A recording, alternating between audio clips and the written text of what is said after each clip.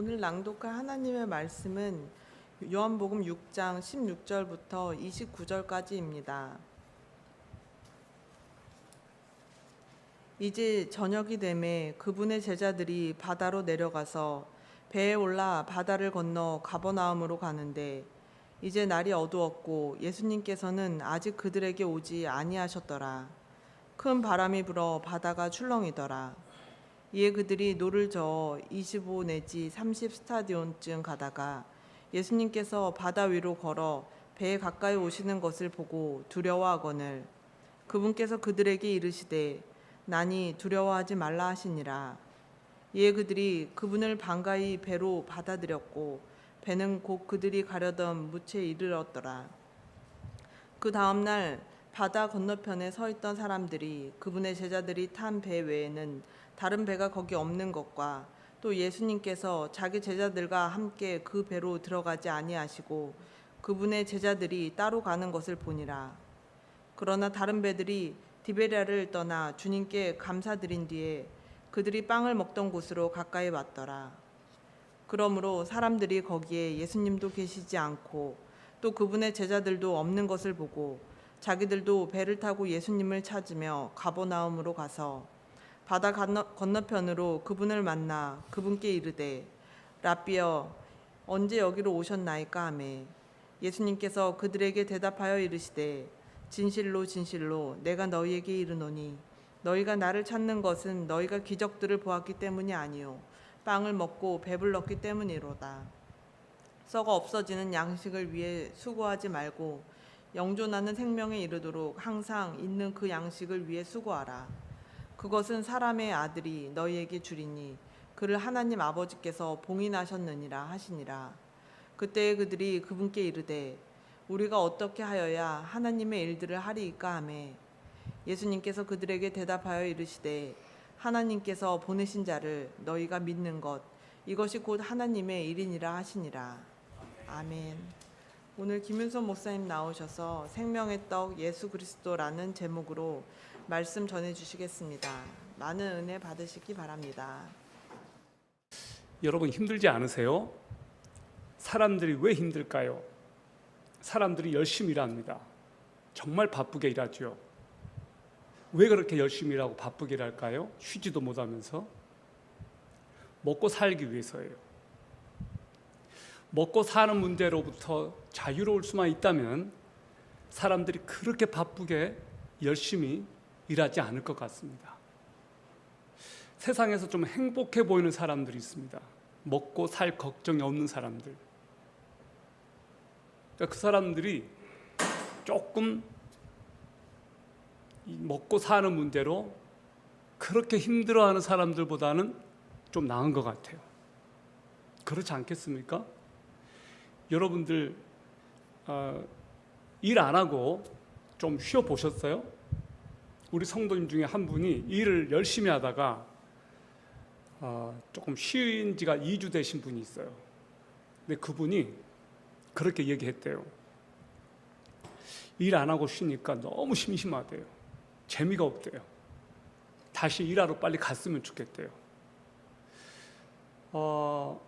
이분은 어떻게 보면 안식하는 훈련이 안 되어 있어서 그런지 모르겠어요.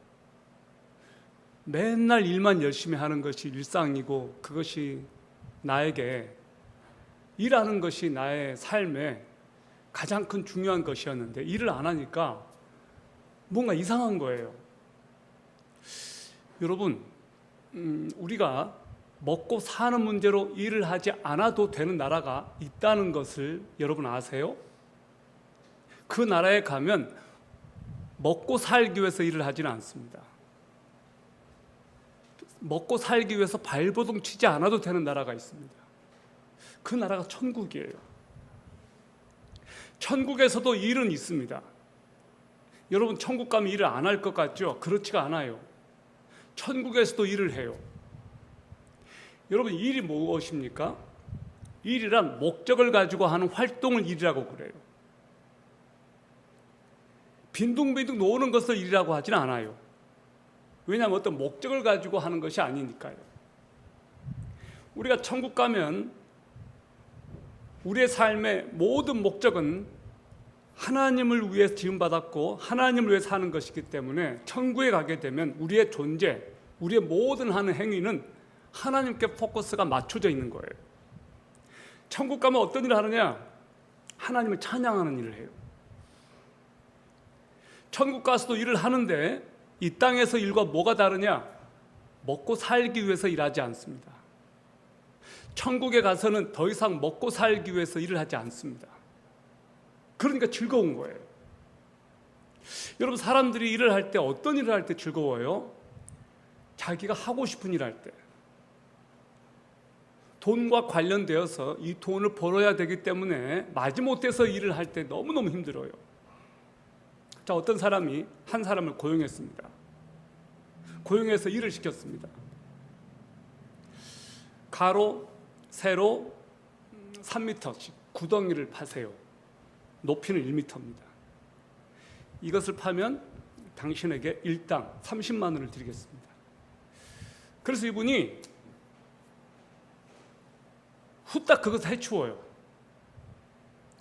너무 빨리 해치워서 돈을 안 줄 줄 알았는데 일당을 줍니다.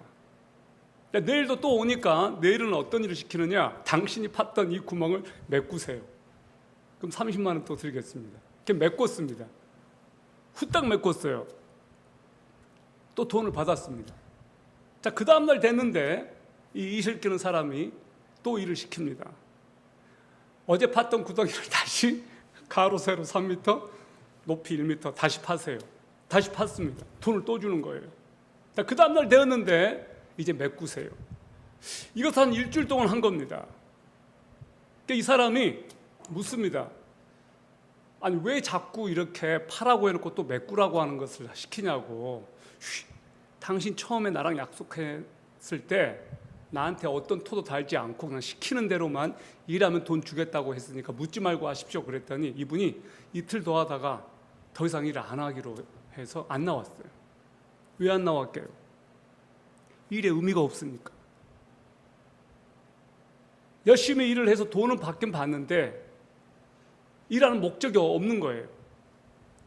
맨날 똑같은 일을 반복하고 돈 30만 원 벌었지만은 의미가 없는 거예요. 만약에 이 사람이 자기 집을 지으라고 그 땅을 주었고 자기 집을 지을 때마다 이거 당신 살 집입니다. 지으십시오. 그러면 진짜 열심히 지었을 것 같아요. 모든 일에는 의미가 있을 때 그것에서 감동이 있고 감사가 있고 즐거운 거예요. 그럼 지겹지가 않아요. 여러분, 왜 일이 지겹습니까? 똑같은 일을 맨날 똑같이 반복하니까. 그 일에 어떤 의미가 없으니까. 왜 사람들이 하던 일을 그만두어요? 더 이상 그 일에 의미가 없기 때문이에요.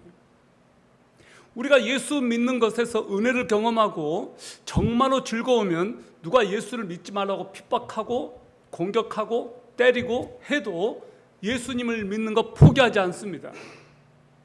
그런데 왜 사람들이 예수 믿다가 어느 날 떠납니까? 예수 믿는 것에서 어떤 기쁨을 못 누리기 때문이에요. 왜 사람들이 교회를 안 나와요? 재미가 없으니까. 교회 가서도 어떤 즐거움도 없고 어떤 은혜도 없고 재미가 없으니까 교회 안 나오는 거예요. 요즘 애들 교회 많이 안 나오죠. 재미가 없거든요. 스마트폰 하나만 이렇게 손에 쥐어주면 너무너무 재밌는데 교회 가면 스마트폰도 못 보게 하지. 그 따분한 노래를 불러야 되지. 또 따분한 설교를 들어야 되지. 재미가 없는 거예요. 세상이 너무 재밌거든요. 제가 68년생인데요. 저희 어릴 때는 교회가 재밌었어요. 세상 문화를 교회가 앞서갔습니다. 교회에서 노는 게 재밌었어요. 형들한테 기타 배우고 노래하고 무슨 성극하고 교회 가면 또 이쁜 애들도 있고. 그러니까 교회가 재밌는데 지금은 교회 밖에 이쁜 애들이 훨씬 많은 거예요. 교회는 이쁘지 않는 애들이 무다리에다가 열심히 봉사하고 섬기고 헌신하는데 재미가 없는 거예요. 전 여러분이 진짜로 교회에 와서 하나님 나라를 맛보았으면 좋겠습니다. 여러분이 진짜 교회에 와서 하나님을 경험하고 맛보고 천국을 누렸으면 좋겠습니다. 아멘? 교회는 천국의 지사 아닌가요? 이 세상에 파견된 하나님 나라의 지사가 교회라고 할 때 이 교회에서 하나님을 만나는 감격, 예수 그리스도를 만나는 기쁨, 주님을 높이 부르는 찬양하는 그 기쁨, 이것이 우리 안에 충만했으면 좋겠어요. 저는 오늘 예배를 위해서 기도했습니다. 성령님 임재하여 주십시오. 성령님 초청하니까 와주십시오. 당신의 백성들 가운데 임하여 주십시오. 주님 정말로 간절히 원하옵나니 만나달라고. 여러분, 우리에게 오늘 그 나라는 믿기만 하면 간다고 말을 합니다. 믿기만 하면 그 나라 갈 수 있다고. 그런데 사람들이 그걸 못 믿어요. 그 나라는 믿기만 하면 갈 수 있다. 더 이상 먹고 살기 위해서 일하지 않아도 되는 나라가 있다. 안 믿어요. 왜? 안 가봤으니까. 그 나라를 경험을 못 해봤으니까 못 믿는 거예요. 여러분, 정말 여러분들이 이 세상에서 환상적으로 아름다운 곳, 너무너무 원더풀하고 그냥 뭐라고 말할 수 없는 그런 아름다운 곳에 가보셨어요? 여러분, 스위스 몽블랑 한번 가보셨어요? 저 아직 못 가봤어요. 가보고 싶어요. 근데 제가 여태껏 갔던 나라들 중에, 갔던 곳 중에 가장 웅장하고 혼자 오니까 너무너무 아까운 곳이 있었습니다. 캐나다 밴프라고 하는 곳이었습니다. 로키 산맥, 그쪽인데요. 콜로라도 산맥 이렇게 쭉 돼 있어요. 로키 산맥이라고 그러죠. 거기 밴프라는 데가 있어요. 거기를 갔었어요. 진짜 환상적으로 아름답더라고요. 그 호수가 에메랄드 빛이에요. 거기는 늘 만년설이에요. 한 6월 달쯤에 간 것 같아요. 너무너무 아름답더라고요. 그러니까 어떤 마음이 들었냐면 제 아내가 옆에 없다는 게 너무너무 아쉬웠어요. 제가 제 아내를 사랑합니다. 안 그런 것 같죠? 사랑해요. 옆에 제 아내가 없으니까 너무 미안한 거예요. 여러분, 그럴 때가 있지 않아요? 너무 맛있는 걸 먹는데 혼자 먹을 때 생각나는 사람이 있어요. 누가 옆에 있었으면 좋겠다. 그런 거예요. 너무너무 아름답더라고요. 몽골에 갔었거든요. 그 대초원을 보면서 말을 탔거든요. 말 타고 막 달렸어요. 엄청 달렸어요. 와, 너무너무 환상적이에요. 막 말들이 막 그냥 무리지어서 달리는데 너무 멋있는 거예요. 천국이 그것보다 아름답지 않겠습니까? 여러분 생각해보세요. 천국이 그것보다 덜 아름다울까요? 아니요. 저는 이 세상이 천국의 모형이라고 생각해요. 하나님께서 이 세상을 아름답게 디자인하셨습니다. 천국을 만드신 분이시기 때문에 이 세상도 만드셨습니다. 이 세상 아름답습니다. 그러나 천국은 훨씬 더 more 아름답습니다. 뭐라고 형용할 수가 없을 정도로. 근데 세상 사람들이 그 나라를 못 봤으니까, 안 가봤으니까 안 믿는 거예요. 이 세상의 가치관, 보이는 것만 믿는다. 여러분, 보이는 것만 믿을 때 어떤 일이 벌어지는지 아세요? 속물이 돼요. 사람들은 보는 것을 믿는 것에 너무 익숙해져 있어요. 안 보이는 것을 안 믿으려고 그래요. 그런데 우리 눈에 안 보이는 건 너무 많습니다. 너무 많아요. 지금 여기에 지금 6G가 왔다 갔다 하고 있어요. 전파가 왔다 갔다 하고 있거든요. 전기가 왔다 갔다 하고 있어요. 여기에 지금 온갖 전류가 통하고 있습니다. 여러분 지금 스마트폰 왔다 갔다 지금 하고 있거든요. 서로 링크 얼마든지 걸 수 있습니다. 안 보여요. 눈으로 볼 수 없습니다. 그런데 왔다 갔다 하고 있습니다. 여러분, 오늘 성경에서 예수님께서 제자들에게, 우리들에게 하시는 말씀이 있어요. 오늘 말씀 잘 들어보십시오. 우리에게 선물로 주신 한 분, 그 예수 그리스도를 믿기만 하면 되는데, 생명했다고 예수 그리스도를 믿기만 하면 그 나라를 우리들에게 주겠다고 했는데 여기 못 믿는 사람들이 나와요. 오늘 예수님은 어떤 분이신가? 오늘 이 본문을 통해서 제가 발견한 예수님을 여러분하고 나누고 싶어요. 첫 번째, 예수 그리스도는 두려움의 문제를 해결해 주신다. 두려움의 문제를 해결해 주신다. 인생의 풍랑을 만나서 두려워하는 사람들이 있습니다. 두려움은 인간의 가장 원초적인 감정 가운데 하나입니다. 모든 인간은 다 두려움을 안고 삽니다. 사람들이 죽음을 두려워합니다. 미래에 대한 두려움, 건강을 잃을 것에 대한 두려움, 실패할 것에 대한 두려움, 실직에 대한 두려움 다 있습니다. 부자들이라고 두렵지 않을까요? 아니요. 기업하는 사람들, 한번 들어보십시오. 기업이 어떻게 잘못되지 않을까? 기업이 망하면 어떠나? 어제에 대한 성공이 오늘의 성공을 보장해 주지 않습니다. 전혀 생각하지 못했던 어떤 문제로 어느 날 그냥 하루아침에 기업이 풍지박살 나고 주가가 그냥 반토막 나고 그렇게 잘 나가던 회사가 없어지는 경우들이 여러분 보지 않았습니까? 여러분 예전에 그 대우기업이 있었습니다. 엄청 잘 나갔던 기업입니다.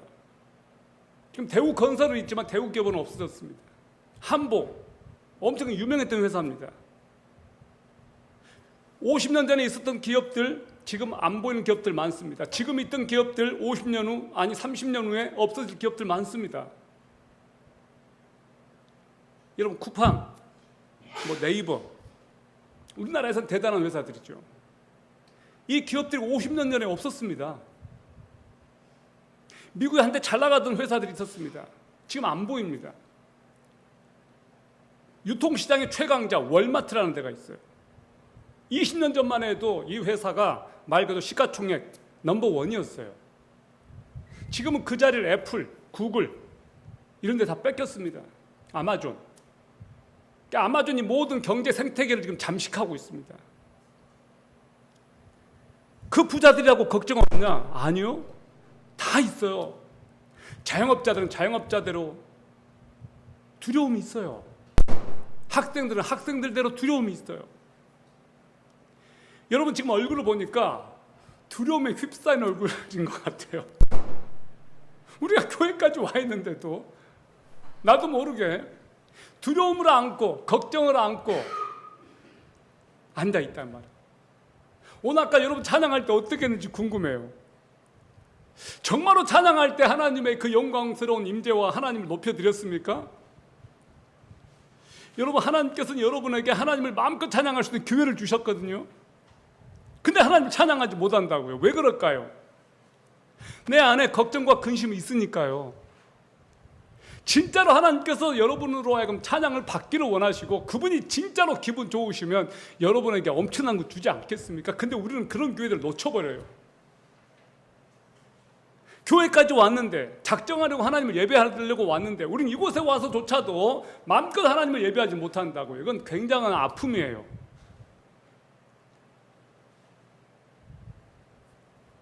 청년들은 청년들대로 미래가 두렵습니다.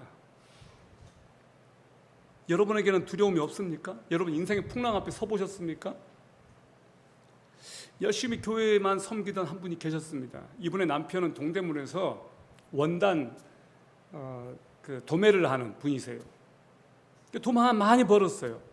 근데 남편이 하던 사업이 자꾸 어려워지고 있었는데 그동안 남편이 숨기고 있었습니다. 어느 날 알고 보니까 빚이 한 20억 가까이 되는 거예요. 엎친 데 덮친 격으로 이분에게 유방암이 찾아왔습니다. 의욕을 잃어버린 거예요. 삶의 의욕을. 그렇게 열심히 섬기던 교회도 안 나가기 시작했습니다. 지금은 이분이 홀로 하나님을 섬기고 있어요. 교회밖에 모르던 분이었는데 이제는 그 교회도 떠나서 그 병마와 씨름하고 있습니다. 항암 치료를 시작했습니다. 그동안은 자기가 참고 살아왔는데 이제는 자녀들에게 욕하고 그냥 자기 할 말 다 하니까 시원하대요. 전에는 숨죽이면서 살아왔는데 이제는 할 말 다 하니까 좀 시원하대요. 어차피 죽을 목숨 이제 두려울 게 없다는 거예요. 그러니까 놀라운 일이 벌어졌어요. 몸이 좋아지는 거예요. 오늘 적용할 거 암 선고 받고 그럼 마음껏 욕해라 그거 아니에요. 그거 말하려고 한 거 아니에요. 그동안 꾹 참고 누르고 살아왔는데 그것이 암세포가 되고 저렇게 암이 되고 이분이 다시 하나님께 돌아왔습니다. 물론. 여러분 C.S. 루이스가 고통의 문제라고 하는 책에서 이런 말을 합니다. 하나님은 쾌락 속에서 속삭이시고 양심 속에서 말씀하시고 고통 속에서 소리친다. 고통은 귀먹은 세상을 불러 깨우는 하나님의 메가폰이다. 여러분, 때로 하나님께서는 고통을 통해서 우리들에게 말씀하십니다. 깨달으라고. 제발 좀 깨우치라고. 고통을 만나기 전까지는, 실패를 만나기 전까지는 우린 정신을 못 차립니다. 그러다가 실패를 경험하고 고통을 경험하고서야, 그제서야 하나님께 돌아와요. 보리떡 5개와 물고기 2마리로 수천 명이 먹는 기적이 일어났습니다. 사람들이 그 기적을 보았습니다. 그래서 예수님을 왕으로 추대하려고 했습니다. 근데 예수님은 그들을 피해서 산지로 올라가셨습니다. 혼자 기도하러. 예수님의 제자들이 해가 기우니까 배를 타고 바다를 건너 가버나움으로 가기 시작했습니다. 날은 어두워지고 예수님은 오지 않습니다. 노를 저은 지 얼마 되지 않아서 맞바람이 세게 부니까 바다가 출렁이기 시작했습니다. 그 출렁거림은 풍랑으로 바뀌었습니다. 엄청난 파도가 그냥 그 배를 막 덮치려고 해요. 제자들이 열심히 노를 젓는데 30스타디온쯤 갔다고 했습니다. 여기 1스타디온이 약 185m입니다. 30스타디온이니까 약 5km 내지 6km입니다. 5km에서 6km면 여기서 어느 정도 거리냐면 답심리 그 정도 가는 거리예요. 거기까지는 안 가겠네요.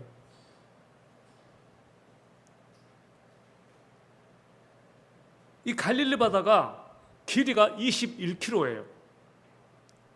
폭이 13km예요.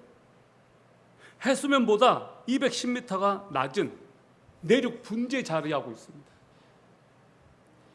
그러니까 지중해 공기가 분지에서 뜨거운 광야의 공기와 충돌하면서 강한 바람을 일으키니까 그 호수가, 잔잔한 호수가 갑자기 막 광풍이 일고 파도가 출렁이는 거예요.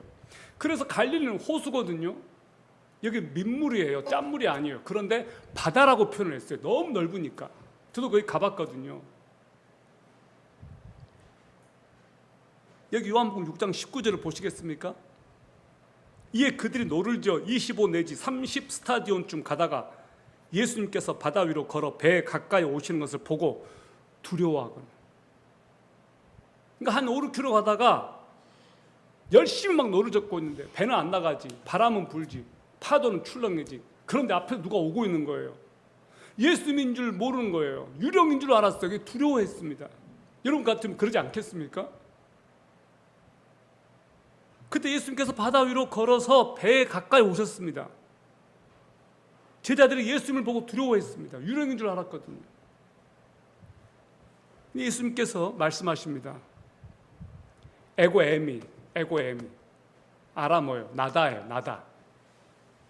두려워 말아라. Don't be afraid. 나니까 두려워하지 마. 이 한마디에 제자들의 마음에 평안이 왔습니다. 제자들이 예수님을 배에 태웁니다. 배는 그들이 가려던 건너편 베스다 땅에 도착했습니다. 오늘 저와 여러분이 들어야 될 메시지가 이거라고 생각합니다. 그분께서 그들에게 이르시되 나니 두려워하지 말아라. 여러분 두려워하지 마세요. 제가 여러분에게 두려워하지 마세요라고 여러분이 말한다고 듣겠습니까? 지도 두려워하면서. 예수님께서 말씀하시는 거예요. 하나님의 아들 예수님께서, 여러분의 주인 되시는 예수님께서 여러분에게 지금 말씀하시는 거예요. 두려워하지 마. 두려워하지 마. 아멘. 저는 여러분이 진짜로 이 말씀을 믿었으면 좋겠습니다. 왜? 하나님이신 그분께서 저를 아시고 나를 가장 잘 아시는 그분께서 말씀하시는 거니까 두려워하지 마.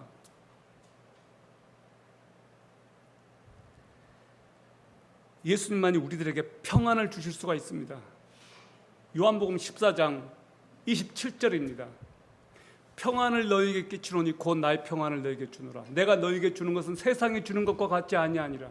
그러므로 너희는 마음에 근심하지도 말고 두려워하지도 마라. 여러분, 하나님께서는 여러분에게 평안을 주기를 원하십니다. 여러분에게 세상에 줄 수 없는 평안을 주기를 원하셔요. 여러분이 불안하고 두려움 가운데 사는 것을 하나님은 원치 않으십니다. 여러분, 여러분의 얼굴 모습 속에서 정말 평안한 얼굴 한번 보고 싶어요.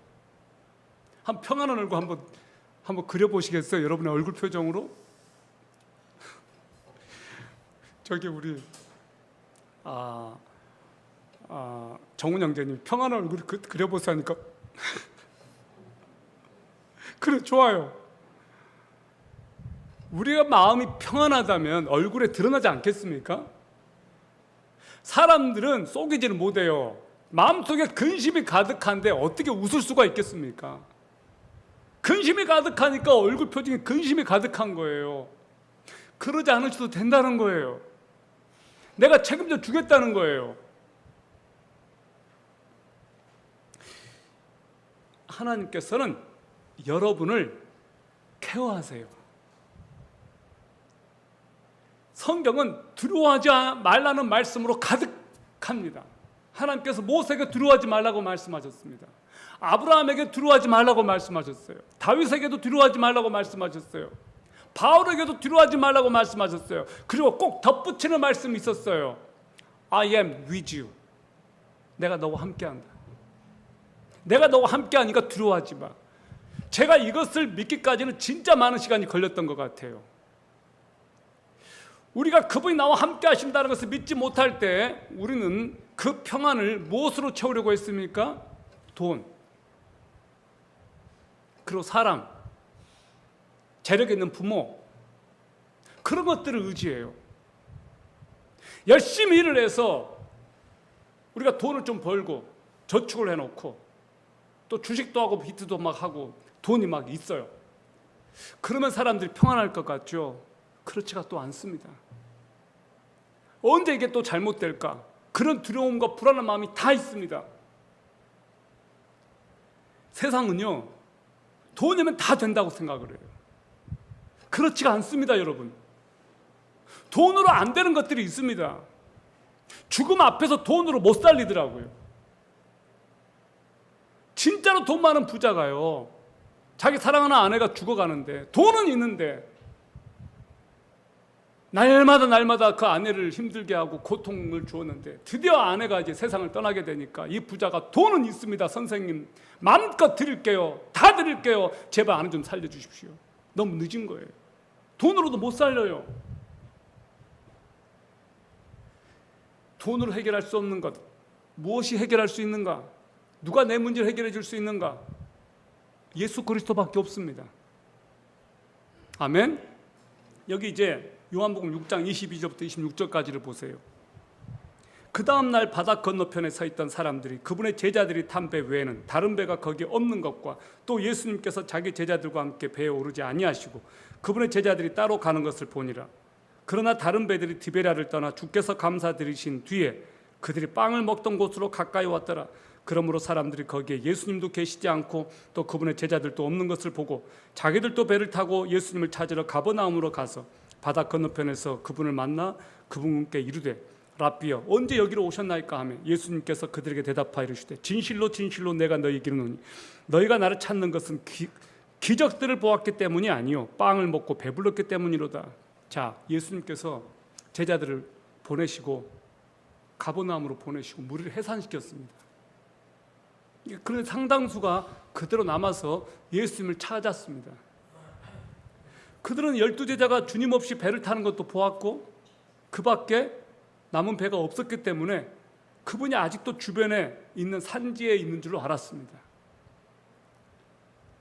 결국 그들도 주님이 진작에 떠났다는 것을 알게 되었어요. 그래서 이제 배를 타고 이 사람들도 바다 건너 이제 찾으러 가버나움으로 간 거예요. 근데 그곳에 가니까 예수님이 계셨던 거예요. 너무 반가워가지고 라삐여 언제 여기로 오셨습니까? 그렇게 말합니다. 이 말 속에는 뭐가 있냐면 이런 의미도 내포되어 있는 거예요. 왜 우리를 따돌리셨습니까? 언제 여기 오셨습니까? 말도 안 하고. 근데 너무 배고팠던 거예요, 이 사람들이. 벌써 시간이 10시, 11시가 된 거예요. 그러니까 이 사람들이 무슨 생각했겠어요? 그 놀라운 기적을 일으켜서 보았으니까 예수님께 가면 또 먹을 것을 주겠거니 라고 생각한 거예요. 그래서 예수님께서 말씀하십니다. 너희들이 지금 나를 찾은 이유는 기적들을 보았기 때문이 아니고 빵을 먹고 배불렀기 때문이 아니냐. 지금 이 시간도 너네가 나한테 빵을 지금 구하는 거 아니냐. 예수께서 그렇게 말씀하시는 거예요. 여러분, 우리가 늘 예수님을 찾았으면 좋겠는데 왜 우리는 꼭 필요할 때만 예수님을 찾을까요? 이 사람들처럼. 자, 예수 그리스도는 어떤 분이신가? 예수님은 누구신가? 오늘 둘째, 예수 그리스도는 영생하는 양식을 주시는 분이시다. 영생하는 양식. 당장 먹고 배부를 수 있는 그 빵, 그것도 주시지만 영원히 사는 양식, 그분께서 주신다는 거예요. 여러분, 관심 있습니까? 영원히 사는 양식에 대해서? 예수님께서 그들에게 썩을 양식을 위해서 부지런히 쫓아다니지 말고 영생의 양식을 구하는데 열심을 내라고 말씀하셨어요. 요한복음 6장 17절을 보십시오. 썩어 없어지는 양식을 위해 수고하지 말고 영존하는 생명에 이르도록 항상 있는 그 양식을 위해 수고하라. 그것은 사람의 아들이 너희에게 주리니 그를 하나님 아버지께서 봉인하셨느니라 하시니라. 이민교회는 배고프니까 밥 먹으러 교회에 오는 분들이 있습니다. 그건 아름다운 거예요. 어제 새벽에 아침에 서울역에서 노숙하시는 분들을 위해 식사 봉사하는 그 아침에 만나라고 하는 센터가 있습니다.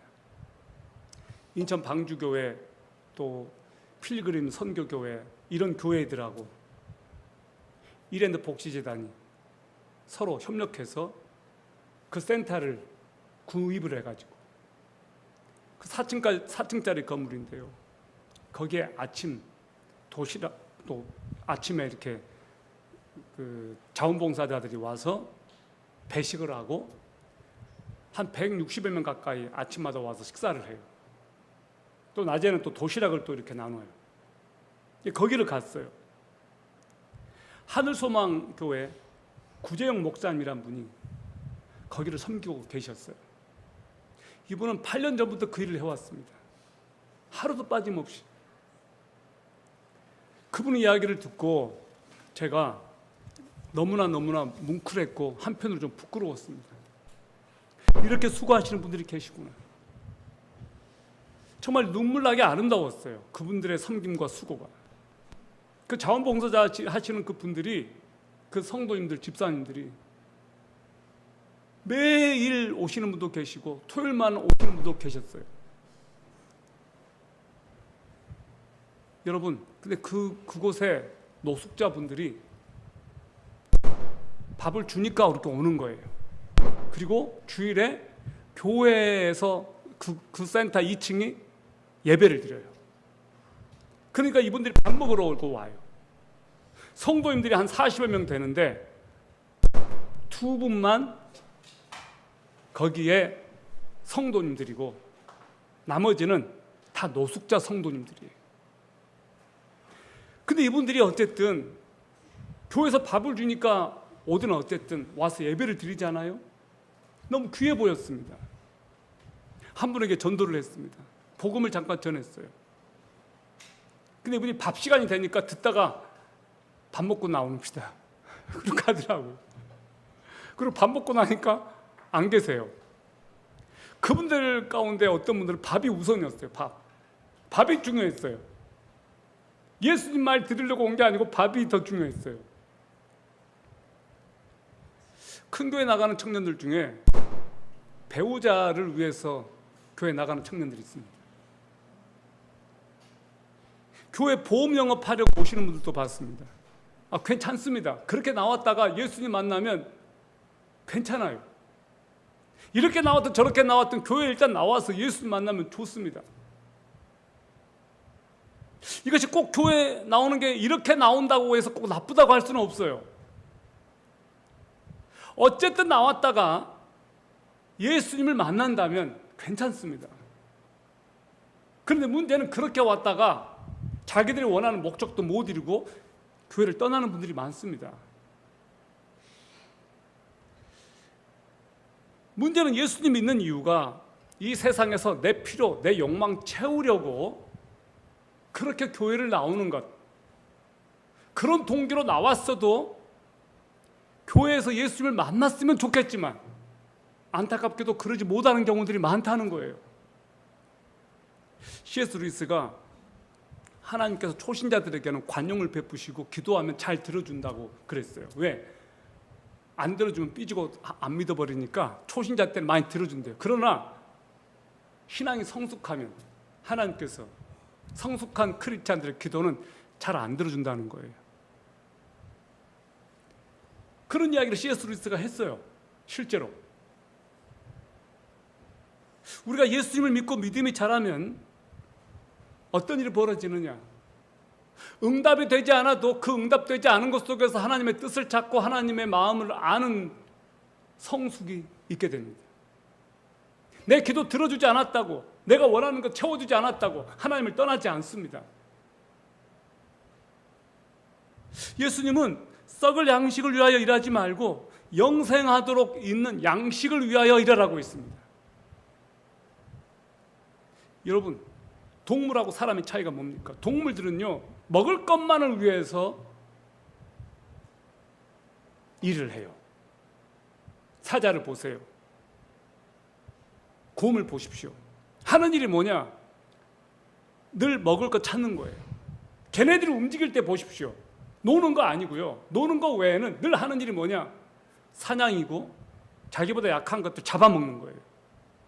동물들은 먹는 게 일이에요. 걔네들이 하는 거는 말 그대로 먹을 것만을 위해서 일을 해요. 만약에 우리도 먹을 것만을 위해서 일한다면 동물과 뭐가 다릅니까? 사자도요, 배부르면 안 잡아먹어요. 본능에 따라 살아가요. 우리도 배부르면 일을 안 하고 배고프면 일하고, 잃어버리면 우리나 사자나 뭐가 다르겠습니까? 오늘 예수님께서는 썩을 양식을 위해서 일하지 말고 영생하도록 하는 양식을 위해서 일하라고 말씀하셨어요. 예수님의 말씀은 썩을 양식이 너희들의 인생의 목표와 목적이 되지 말게 하라는 거예요. 썩을 양식을 위해서 일하는 것이 너희들의 삶의 목적이 되어서는 안 된다는 겁니다. 너네는 그런 존재가 아니야. 그렇게 말씀하시는 거예요. 영생을 위한 양식은 무엇입니까? 그 양식은 누가 주는 겁니까? 예수 그리스도입니다. 영생하도록 하는 양식, 이거 예수님을 말하는 거 아니에요? 예수님은 자신을 일컬어 생명의 떡이다라고 하셨어요. 예수님 자신이 떡이에요. 예수님은 이 떡을 먹으라고 했어요. 이 떡은 내 몸이다라고 말씀하셨어요. 그래서 우리는 성찬식을 할 때 떡을 먹습니다. 떡을 먹는다는 것은 곧 예수님을 먹는 거예요. 썩지 않을 그 영원한 양식은 예수님을 상징하는 거였어요. 우리가 먹는다 이 말을 우리 한국 사람들은 정말 잘 써요. 우리는 어느 정도냐면 심지어 욕도 먹어버려요. 나이도 먹어요. 욕을 먹을 때 우리가 욕 먹었다고 그래요. 나이 드는 것을 나이를 먹는다라고 말을 해요. 우리는 밥만 먹는 게 아니고 욕도 먹고 나이도 먹고 다 먹어요. 그러니까 이 먹는다는 것은 너무너무 우리들에게는 익숙한 거예요. 심지어요, 귀도 먹어요. 먹는다는 말을 많이 쓰거든요. 근데 예수님이 너희들이 썩지 않을 그 양식을 위해서만 일하지 말고 영생하도록 하는 그 양식을 위해서 일을 해라. 그 영생하도록 하는 양식이 누구냐? 그거 뭐냐? 나다, 나. 그거 아니에요. 한마디로 말해서 너희들이 썩을 양식을 위해서만 일하지 말고 나를 위해서 일해, 나를 위해서. 그렇게 말씀하시는 거예요. 근데 대부분의 사람들은요, 썩을 양식을 위해서 일을 해요. 그러나 우리의 정체성, 당신의 백성들인 우리와 저는 무엇을 위해서 일해야 되는 사람들이냐? 예수 그리스도. 썩지 않은 영원한 양식은 그분을 위해서 일하는 것, 그것이 우리의 정체성이라는 거예요. 그래서 여러분이 썩을 양식만을 위해서 일을 할 때 행복하지 않아요. 얼굴에서 근심이 떠나지를 않아요. 저는 오늘 여러분들이 생명 되시는 예수 그리스도, 그분이 여러분의 삶의 정체성이고 그분을 위해서 일하라고 나를 초청해 주셨구나. 내가 지금 일하는 목적 근본적으로 내가 다시 생각해 봐야 되겠구나. 그래, 나는 썩을 양식을 위해서 일하는 존재가 아니지. 정신 차려야지. 그런 은혜가 여러분에게 있었으면 좋겠습니다. 아멘. 그러지 않으면 여러분 진짜 불쌍한 거예요. 예수 믿으나 예수 안 믿으나 똑같은 거예요. 왜 그렇게 살아요? 여러분은 차원이 다른 사람들입니다. 오늘 성경은 뭐라고 말하느냐? 마지막 세 번째, 예수 그리스도를 믿는 것이 하나님의 일입니다. 요한복음 6장 28절 29절을 보세요. 그때 그들이 그분께 이르되 우리가 어떻게 하여야 하나님의 일들을 하리까 하며 예수님께서 그들에게 대답하여 이르시되 너희가 하나님께서 보내신 일을 믿는 것 이것이 곧 하나님의 일이니라 하시니라. 유대인들이 와서 예수님께 말합니다. 우리가 어떻게 하여야 하나님의 일들을 합니까? 그렇게 말하니까 예수님께서 뭐라고 말씀하셨어요? 너희가 하나님께서 보내신 일을 믿는 것 그것이 곧 하나님의 일이다라고 말씀하셨어요. 무슨 말이에요? 예수님을 믿는 것이 하나님의 일이라는 거예요. 어떤 사람은요, 기도 열심히 해야 하나님의 일을 한다고 생각해요. 전도를 열심히 해야 하나님의 일을 한다고 생각해요. 교회 봉사를 열심히 해야 하나님의 일을 한다고 생각해요. 그런데 예수님께서 오늘 말씀하신 건 좀 달라요. 나를 믿는 것이 하나님의 일이다라고 말씀하신 거예요. 어떻게 해야 구원을 받느냐? 열심히 선행을 하고 열심히 교회 봉사를 하고 열심히 그렇게 해야만 천국 가는 것, 구원받는 것 아닙니다. 구원받는 유일한 길이 뭐냐? 예수 그리스도를 믿는 거예요. 아멘? 하나님께서 다 이루셨어요. 여러분이 구원을 받을 수 있는 유일한 길, 그냥 예수 그리스도를 믿는 거예요. 여러분을 위해서 모든 것을 다 하신 그분을 믿는 거예요. 다른 어떤 것도 추가돼서는 안 돼요. 하나님께서 보내신 자를 믿는 것이 하나님의 일이라고 했어요. 하나님의 일은 기브 앤 테크가 아니에요. 행위가 아니라는 거예요. 근데 유대인들은 자꾸 행위를 덧붙여요. 무엇을 해야 내가 하나님의 일을 하는 거냐? 무엇을 해야 천국 가냐? 그래서 부자 청년도 예수님께 묻습니다. 내가 어떻게 해야 천국에 들어갈 수 있습니까? 너 이거 했냐 저거 했냐 하니까 나 그거 다 했습니다. 나 어릴 때부터 율법 다 지켜왔는데요. 난 한 번도 거짓말한 적이 없습니다. 그랬더니 예수님께서 그럼 다 버리고 나를 따라와. 그러니까 이 부자 청년이 못 버렸어요. 마음을 다하고 뜻을 다하고 힘을 다하여 주 너희 하나님을 사랑하라라고 했는데 이 청년이 그것까지는 이해했는데 예수님을 못 믿은 거예요. 쉽게 말하면. 사랑하는 여러분, 여기 아버지 하나님께서 인쳤다고 했습니다. 이거 무슨 말이에요? 왕이 대사를 보낼 때 인장 반지에 특사를 보낼 때 반지에는 도장을 찍어서 위임을 표시해요. 그래서 모든 권한을 대사한테 맡기는 거예요. 그 도장이 바로 위임장인 거예요. 예수님께 하나님께서는 모든 권한을 다 위임하신 거예요. 여러분, 결론입니다. 예수 그리스도께서는 우리를 위해서 죽으시고 부활하셨습니다. 그리고 승천하셨습니다. 승천하셔서 천국을 보증하여 주셨어요. 그리고 그분께서 앞으로 오신다고 약속하셨습니다. 예수님께서 다시 오십니다. 반드시 오십니다. 그런데 그 예수님께서 우리들에게 말씀하십니다. 무엇을 하여야 영생을 얻습니까? 무엇을 해야만 하나님의 일을 하는 겁니까? 예수님께서 말씀하세요. 나를 믿는 것이 바로 하나님의 일이다. 나를 믿는 것이 영생을 얻는 것이다. 나를 믿는 것이 천국에 가는 것이다 라고 말씀하시는 거예요. 그러므로 사랑하는 여러분, 오늘 여러분들이 정말로 예수 그리스도를 내가 믿고 있는지, 그리고 그분을 내가 믿었다면 오늘 여러분들의 마음 가운데 이거 하나만은 분명히 아셨으면 좋겠습니다. 내가 지금 하나님 일을 하고 있구나. 내가 지금 하나님 일에 동참하고 있구나. 나는 쎄빠지게 일만 하다가 죽어버릴 존재가 아니구나. 하나님께서 여러분 가운데 함께 하시고 예수 그리스도께서 여러분을 위해서 행하신 그 위대한 성취에 여러분들이 동참할 수 있었으면 좋겠습니다. 그리고 이왕이면 기쁨으로 그분을 믿었으면 좋겠습니다. 천국에 소유된 여러분, 천국의 백성된 여러분, 전 진짜 여러분들의 얼굴 속에서 예수 그리스도로 말미암아 완전히 빛나고 완전히 밝은 휘황찬란한 여러분의 모습을 보고 싶습니다. 기쁨의 얼굴을 보고 싶어요. 감사하는 얼굴을 보고 싶어요. 어디 영상 하나 봤어요. 광복절 기념해서 누가 올린 영상이었어요. 유관순 그 여사 있지 않습니까? 유관순 할머니죠. 그때는 10대 청소년이었어요. 근데 그 유관순이 활짝 웃는 모습이었어요. 활짝 웃는 모습. 안중근이가 활짝 웃는 모습이었어요. 무슨 말인지 이해하시겠어요? 이 세상에서 살 때는 그분들이 죽어갈 당시의 모습은 그 얼굴이 빛나는 얼굴이 아니고 웃는 얼굴일 수가 없어요. 나라 잃은 사람들이 뭐가 즐겁겠어요? 그런데 그 얼굴이 지금은 활짝 웃고 있는 얼굴이겠구나. 전 유관순이 천국 갔다고 믿습니다. 천안에 있는 교회를 다녔거든요. 소망은 독립이었고 그녀의 소망은 천국 가는 것이었습니다. 얼굴이 활짝 이렇게 웃는 모습을 이렇게 봤는데, 물론 영상이지만요, 만든 거지만요, 너무 기쁘더라고요. 그렇구나, 이분이 지금 천국에서 저렇게 웃고 있겠구나, 천국에서 저렇게 밝은 모습으로 주님의 품 안에 있겠구나, 그런 마음이 들더라고요. 저는 진짜 여러분에게서 그런 모습을 기대합니다. 그리고 우리가 그런 소망을 가졌으면 좋겠습니다. 아멘. 여러분의 얼굴 속에서 예수 그리스도의 모습이 보이기를 바랍니다.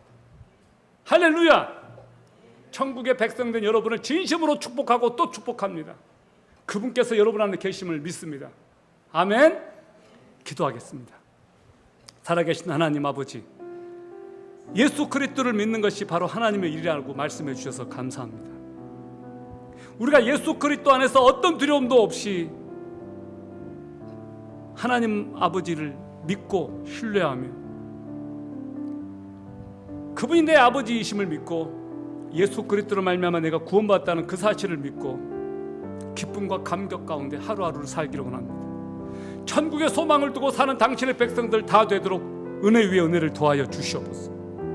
좌절과 절망과 낙심 가운데 사는 하나님의 백성들이 하나도 없게 하여 주시옵소서. 우리 주 예수 그리스도의 이름으로 기도합니다. 아멘.